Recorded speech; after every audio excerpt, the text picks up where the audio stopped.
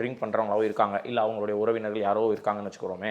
பார்த்துட்டு இருக்கும்போது ஆத்தாடி இவ்வளோ விஷயம் இருக்குது, சரி ரைட்டு நம்ம சொல்லுவோம், இந்த மாதிரிலாம் செக் பண்ணி பார்ப்போம் வைப்போம், இது ஏதாவது செய்திருக்கான்னு பார்ப்போம் அப்படின்னு நினைக்கிறாங்க அப்படின்னா, அவங்களுக்கு வந்து ஏதோ ஒரு வகையில் புண்ணு இருக்குது, நீங்கள் சொன்ன சிம்டம்ஸ்லாம் எனக்கு இருக்குது, லேஸ் ஆமாம் இந்த இடத்துல எனக்கு இருக்குது, இல்லை ஷார்ப் டூத் இருக்குது இப்படிலாம் சொல்கிறாங்கன்னா, இப்போ ட்ரீட்மெண்ட்டுக்குன்னு வர்றாங்கன்னா அவங்களுக்கு யாருக்கெல்லாம் சரி பண்ண முடியும், யாருக்கெல்லாம் சரி பண்ண முடியாது, சரி பண்ணால் எவ்வளவு நாள் ஆகும், ஒவ்வொருத்தவங்களுக்கும் என்னென்ன மாதிரியான ட்ரீட்மெண்ட் நீங்கள் கொடுப்பீங்க, இதை பற்றி கொஞ்சம் சொல்லுங்கண்ணே.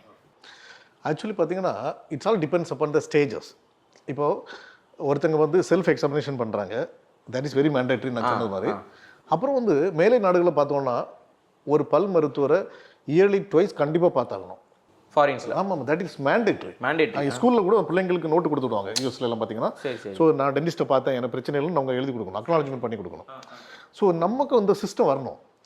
ஸோ எப்படின்னா கண்டிப்பாக இயர்லி ட்வைஸ் ஒரு பல் டாக்டர், ஒரு எத்தனையோ டாக்டர்ஸ் இருக்காங்க ஊருக்கு, இப்போ தெருக்கு டாக்டர்ஸ் வந்துட்டாங்க, நிறைய டாக்டர். ஸோ ஜஸ்ட் போய் ஒரு ஸ்க்ரீன் பண்ணி பார்த்தா போதும்.